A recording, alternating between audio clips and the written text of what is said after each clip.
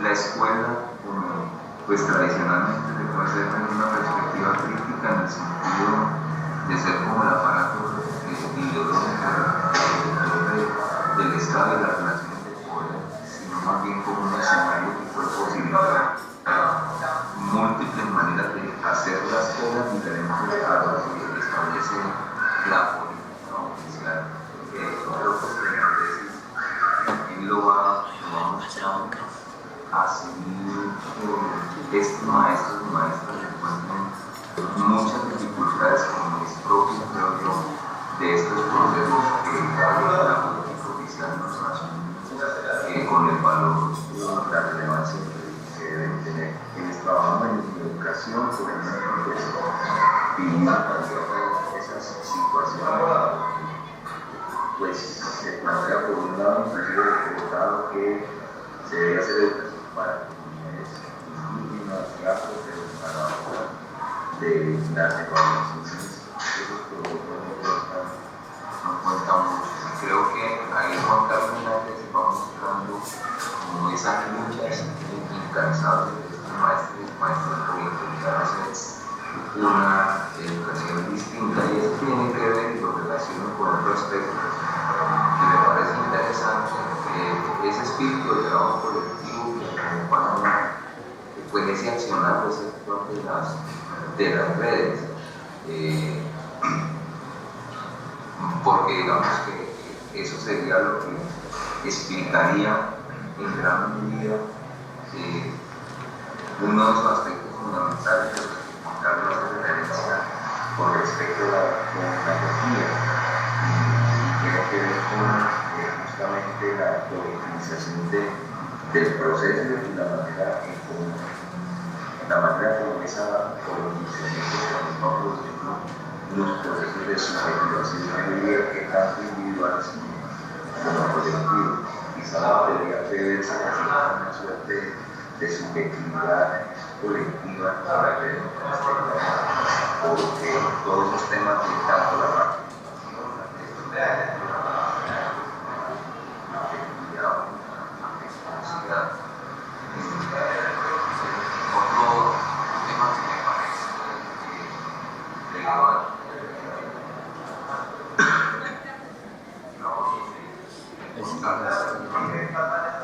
es la relevancia que le coloca él a la acción colectiva, porque tiene un punto interesante, a diferencia de la social, y hace esa distinción y compone partidos colectivas, dándole una característica a esas acciones colectivas que permanecen en el tiempo, perduran, no son las como tan espontáneas como se podría pensar, sino que obedecen justamente al desarrollo de algunos procesos que se han venido estructurando cada vez más, que se piensan cada vez más, y no solamente que obedecen a coyunturas de orden pedagógico. Entonces me parece muy interesante, quizá afectado porque ya después de un año sabático y está muy involucrado en comunidades pueden apreciar todo ese trabajo colectivo y toda esa acción colectiva que es parte de la vida cotidiana. Que ese otro asunto también me parece que intenta hacer un trabajo de la vida cotidiana a través de la necesidad. Pues veo eso con mucha complacencia en la medida que creo que cada vez más tenemos que apostarnos a mirar esa vida cotidiana y lo que en ella acontece. Así que pues agradezco a Juan Carlos por permitirme leer su trabajo. Él estuvo por acá en mi causa conversando bastante y situándonos Hoy podemos constatar que este proceso ha sido muy rico, profundo y muy significativo en su formación. Quiero ir destacando los aspectos más significativos que observo de esta investigación y al mismo tiempo ir formulando unas dos preguntas que puedo tú contestar. Lo primero que quiero destacar es que esta investigación nos ofrece un amplio y actualizado referente conceptual para abordar y comprender las particularidades de la acción colectiva de las redes magisteriales. O sea, yo creo que María Cristina y otros investigadores han abierto, digamos, este campo de estudio sobre las redes magisteriales, y en esta ocasión Juan Carlos hace un riguroso trabajo conceptual desde las categorías de acción colectiva, movimientos sociales, movimiento pedagógico, redes magisteriales, mostrando las diferencias que existen entre estas diferentes manifestaciones de la acción colectiva, y logra de alguna manera aprovechar de manera muy juiciosa todo ese potencial teórico para poder buscar esas particularidades de la acción colectiva que emergen de las redes magisteriales. Eso le permite de alguna manera poder definir, digamos, unos parámetros, 5 parámetros para poder adelantar la caracterización y comprender estos diferentes tipos de acción colectiva de las redes, que le permiten leerlas como sentipensantes, tácticas, proactivas, dispersas y permanentes, dándole un lugar importante al papel que tienen las emociones y los vínculos en la configuración de estas expresiones, dándole valor también a lo micro, a las microacciones, y por supuesto a la intencionalidad política que las anima. Ahí yo destaco, digamos, un aporte de la investigación en ofrecernos unos parámetros de lectura para comprender las particularidades de estas acciones colectivas de las redes. Un segundo aspecto valioso de esta propuesta analítica lo constituye la construcción de una herramienta metodológica que se nombra como matriz R5T para el reconocimiento, reflexión y comprensión de las prácticas educativas de las distintas redes magisteriales, con el propósito de identificar y comprender las rupturas, para reconocer las tensiones, las transiciones, las temporalidades y el tejido social donde se configuran las subjetividades individuales y colectivas que animan los actores de estas redes. Ahí la primera pregunta que emerge es: ¿qué lugar tiene el disenso en las dinámicas sociales de estos actores, de estas redes? ¿Qué lugar tiene el disenso en la comunagogía? ¿Sí? Si bien cuando tú refieres a la existencia de tensiones, siempre son tensiones referidas a la política educativa, a las concepciones del magisterio, a la cultura magisterial que existe, pero siempre son tensiones externas a los actores mismos. Mi pregunta es: ¿qué lugar tiene el disenso en las dinámicas y en las relaciones al interior misma de los actores y de las redes? Por eso me pregunto el lugar que tendría el disenso en esa comunidad. Tercer aspecto a destacar son los dominios y los criterios que el investigador construye y propone para reconocer el sentido y el potencial alternativo que moviliza las distintas prácticas, desde lo que se ha nombrado como comunagogía educativa y social de las redes magisteriales, proponiendo como ámbitos de reconocimiento emancipatorio las siguientes: la soberanía epistémica, los saberes y las decisiones compartidas, apuestas colectivas y vínculos comunitarios, construcción territorial, fortalecimiento de la identidad comunitaria, entre otros. Cuando uno observa esta categoría, solamente voy a tomar uno de esos parámetros donde tú quieres reconocer en qué radica ese carácter alternativo y emancipatorio de las prácticas, y es la soberanía epistémica. Supongo que es una soberanía, como tú le llamas ahí, que se gesta en esa tensión con las ideologías, con los procesos de colonización que puede estar presente en la política educativa o en la cultura magisterial misma. Mi pregunta es: ¿qué tanto esa soberanía epistémica, qué tanto en esa soberanía epistémica tiene lugar el pluralismo epistémico y político? ¿Sí? Porque me da el temor también de que en el marco de esa soberanía epistémica podamos favorecer un monismo epistémico y restringamos de alguna manera también esa diversidad epistémica que puede estar circulando en en los diferentes actores. Bien, eso es un trabajo muy bien llevado. La vinculación y la cercanía que ha tenido Juan Carlos con estas redes, pues le permite tener una apropiación, digamos, de esta memoria educativa, pedagógica y política que circula en estos actores. Esa es una bondad, pero también, como decía Adolfo, puede constituirse también en un lugar que nos puede llevar a unos puntos de no lectura, unos puntos que no nos dejen percibir ciertos aspectos, y por eso es que mis dos preguntas sobre el disenso y el lugar que podría tener el pluralismo epistémico en esa soberanía serían mis dos preguntas. Gracias. Gracias, Ricardo. Tiene la palabra Sandra.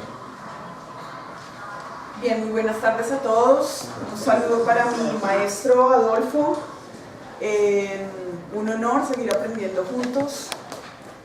Dar las gracias por este espacio, por el trabajo que nos permitió conocer Juan Carlos.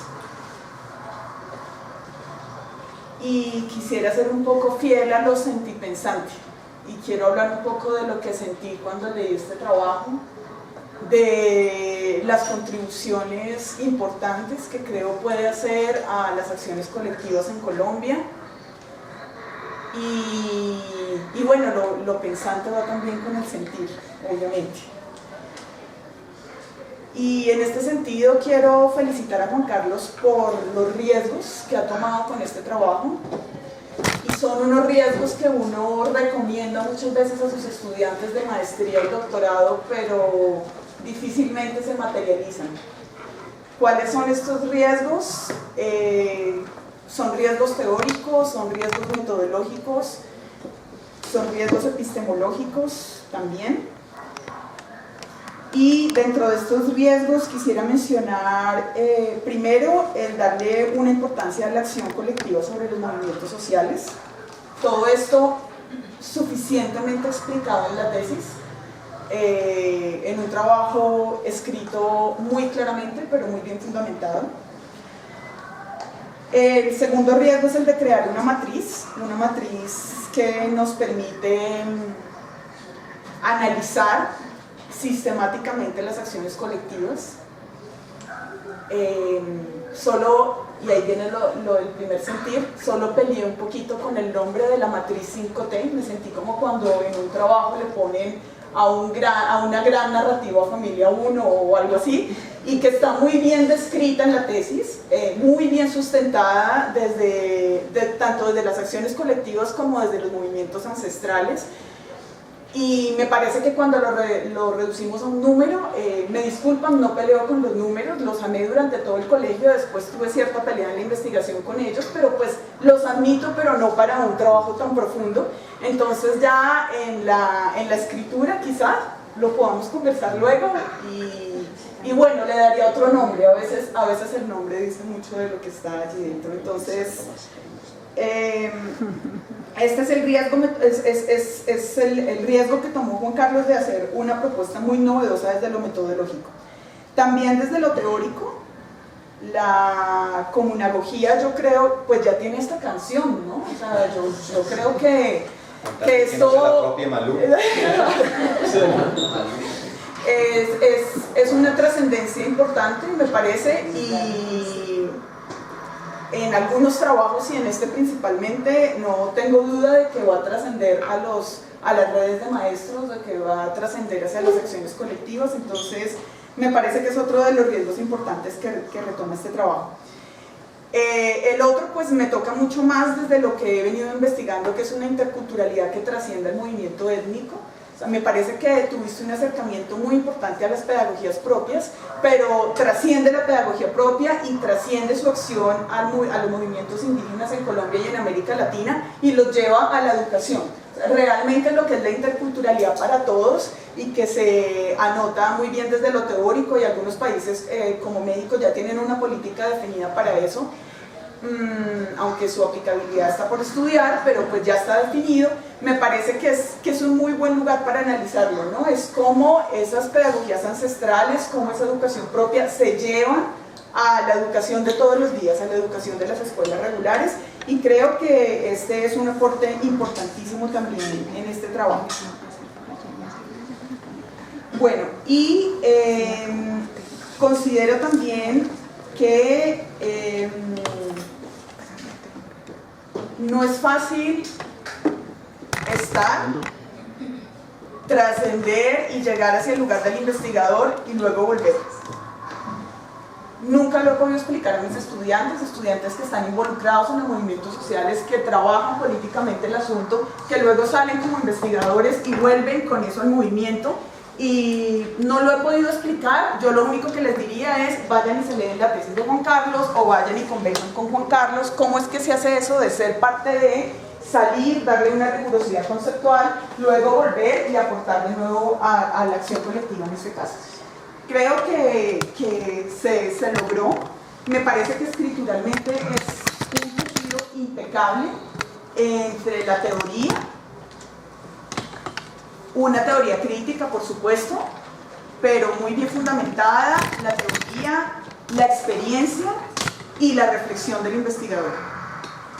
Creo que es sencillo de leer, es fácil de comprender, pero es muy profundo en sus análisis. Entonces, es solo felicitar este trabajo, Juan Carlos. Creo que se nota el esfuerzo, se nota la profundidad que le has dado a tus análisis y se nota también que eres parte de eso. No tengo preguntas. Sí, gracias, Sandra. Tienes de nuevo la palabra, Juan Carlos. Bueno, se me olvidó mencionar, pero lo quiero hacer, que en este proceso de investigación muchos de los escenarios de reflexión que hicimos con la vez se volvieron al mismo tiempo autodescubrimiento. O sea, encontramos una riqueza que no habíamos encontrado y que, pienso yo, nos potencia nuestras utopías. Eso es lo primero. Lo segundo, sí, son valiosas las preguntas del profe Ricardo, en tanto, oiga, casi nunca peleamos en el colectivo. O sea, hay tensiones, las hay, o sea, hay contradicciones, pero las tomamos por consenso. O sea, casi esas tensiones internas son muy consensuadas. Pasa lo mismo en las redes, pasa lo mismo en el mochuelo. Creo yo lo explico, no me atreví a escribirlo porque, digamos, tendría que indagarlo más. El hecho de militar en procesos políticos y sociales más amplios, recordar una identidad para que esas tensiones no sean tan agudas, pero sí muy frecuente el proceso. Sí tuve en cuenta lo que el profe Ricardo incluso cuando resultando el proyecto enfatizó un poquito esa dimensión, pero no lo encontré, entonces no tampoco le iba a falsear, pero lo explico desde ahí, pero creo que hay que estar atento, ¿no? O sea, cómo resolverlo en ocasiones cuando se generan de pronto rupturas, no es el caso. Dos, la soberanía epistémica, creo que cuando se habla de soberanía epistémica tocaría de pronto describirlo si no está en el texto, pero no, la perspectiva no es de homogeneizar una soberanía en lo epistémico, sino darle la diversidad, que, como se dice, que florezcan muchas epistemologías en estas redes magisteriales, porque creo que eso es lo que nos va a aportar no solo a la transformación de la educación, nosotros como redes apostamos por la transformación de la sociedad, y creo que ese elemento de la soberanía epistémica es fundamental, ¿sí? Reitero mi gratitud al doctorado y al profe Alfonso, la profe María Cristina, porque sin ellos es posible haber desarrollado esta investigación. Y gracias por los aportes, los comentarios de los jurados que, insisto, esto pues hoy me tocó de manera individual exponerlo, es la praxis del investigador, pero indudablemente el conocimiento no se produce de manera individual, esto es el resultado de muchos y muchas aquí involucrados. Gracias. Bien, Juan Carlos, muchas gracias. Vamos a darle la palabra entonces a los directores de este trabajo. Queremos que sean todo lo profundo que quieran, pero con la brevedad que el momento merita. Bueno, permítanme, es un orgullo y una emoción estar en este momento acá acompañando a Juan Carlos, a los compañeros y compañeras con las que hizo la investigación, las amigas y amigos que lo acompañan.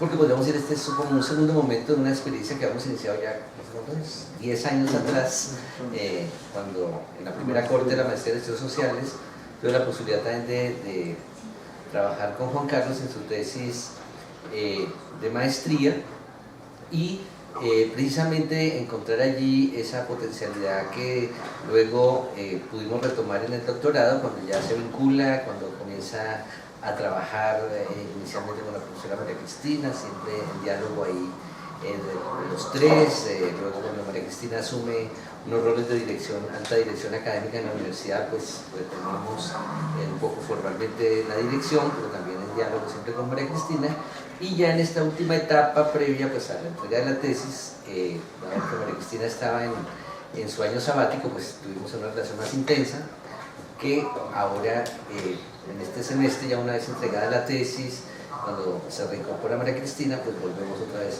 al diálogo ahí, conjunto más intenso. Entonces yo quiero destacar tres cosas en esta experiencia de Juan Carlos, y que dice mucho de él, ¿no? Uno es que tiene que ver con el tema, o sea, el tema de las redes, pues en buena medida podríamos decir, Juan Carlos forma parte de las redes, pero no solamente de esas redes que está estudiando, sino que él mismo, podríamos decir, es un punto de una red social que se expresa en dos cosas. Por una parte es un punto de red al que llegan diferentes hilos. Ustedes si escucharon su ponencia, los que la hemos podido leer una, dos, tres, varias veces, encontramos como esa capacidad que tiene Juan Carlos de retomar los hilos de otras conversaciones, de otras discusiones, traerlas a su texto, de todos modos semantizarlas y adecuarlas a su propio proyecto, pero a su vez, ve, ahí se expresa, o sea, hay pues estas referencias, lo decía Ricardo, pues un poco a la trayectoria y los aportes que ha hecho María Cristina, algunas veces referencias a lo que yo he hecho, pero una gran receptividad, como él también lo señaló, a la experiencia que tuvo de la pasantía, tanto en el Cauca, acompañada del profesor Adolfo Albán, como en Oaxaca, acompañada allí por toda una red también de maestros indígenas muy comprometidos con estos procesos. Tanto será que se trae de allá pues la categoría de comunalidad y la resignifica en la de comunagogía. Pero también, como se vio en la presentación, Juan Carlos solamente retoma los hilos y hace un nudo ahí, sino que vuelve a generar nuevos tejidos, se vuelve un urdimbre en que tiene una capacidad de encarretar a sus otros compañeros de su colectivo, de las otras redes, y ya de la comunagogía en este caso pues empieza también a tejer nuevas experiencias.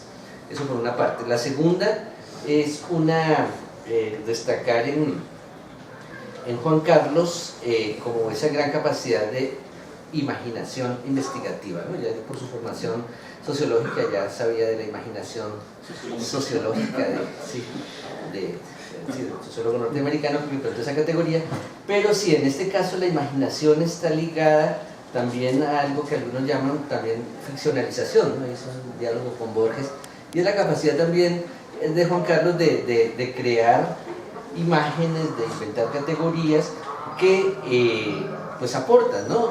Recoge lo que sea la profesora Sandra, es también atreverse a crear conceptos. Cuando de pronto del norte alguien dice rizoma, todos aplaudimos y tratamos de entender eso, pero aquí si alguien dice hombre icotea o sentipensante o algo, se nos vuelve extraño. Entonces todas estas ideas, categorías que aporta Juan Carlos, pues yo creo que son también una semilla y muy clave para seguir recogiendo. Y en tercer lugar, podríamos decir, la tesis de Juan Carlos también en buena medida es una expresión de su praxis, también en estos días de homenaje a Marx, y es de todos modos claro, la problemática que trae el doctorado forma parte de su práctica social, política, pedagógica.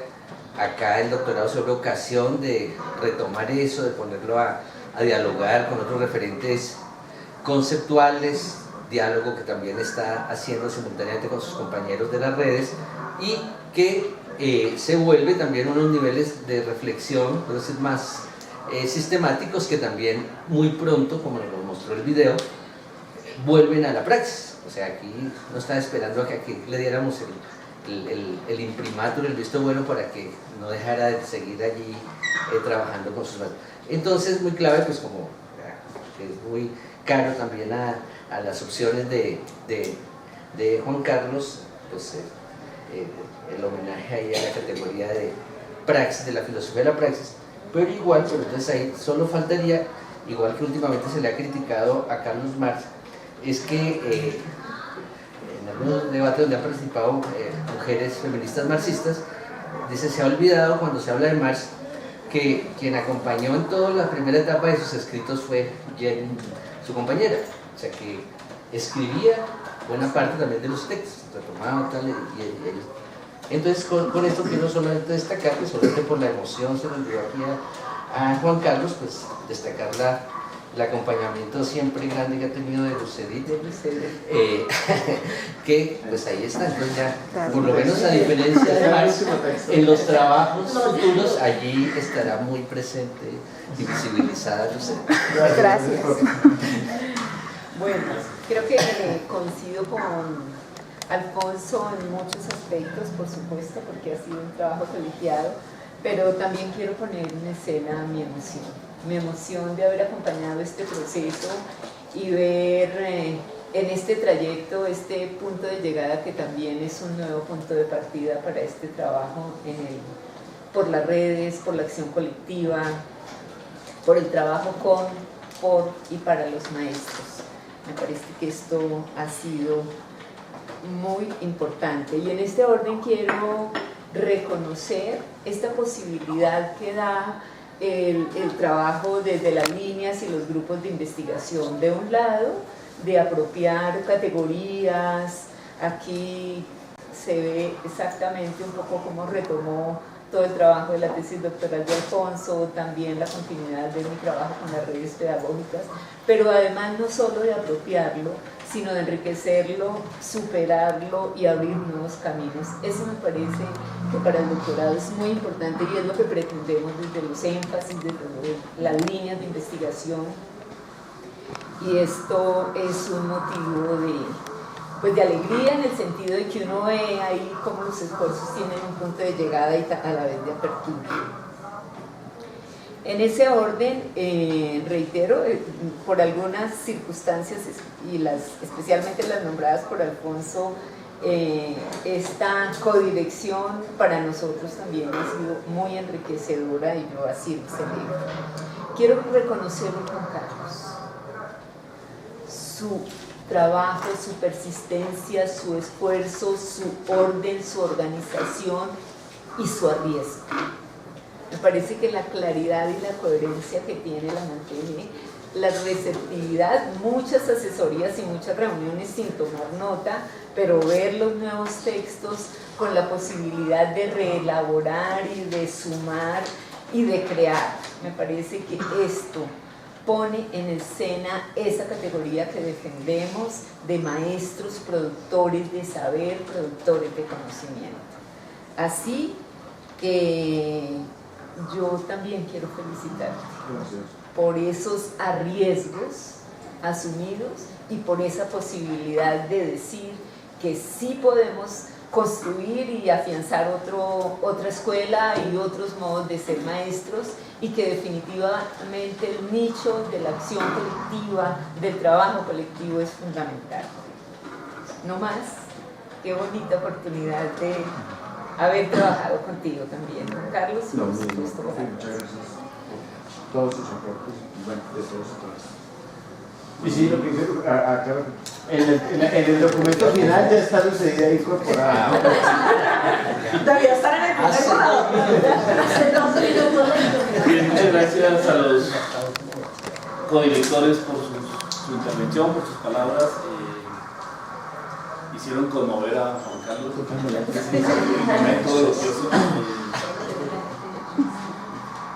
Si el texto, Juan Carlos, está escrito así como lo presentaste hoy, como le creo tanto a los colegas, a veces les creo demasiado.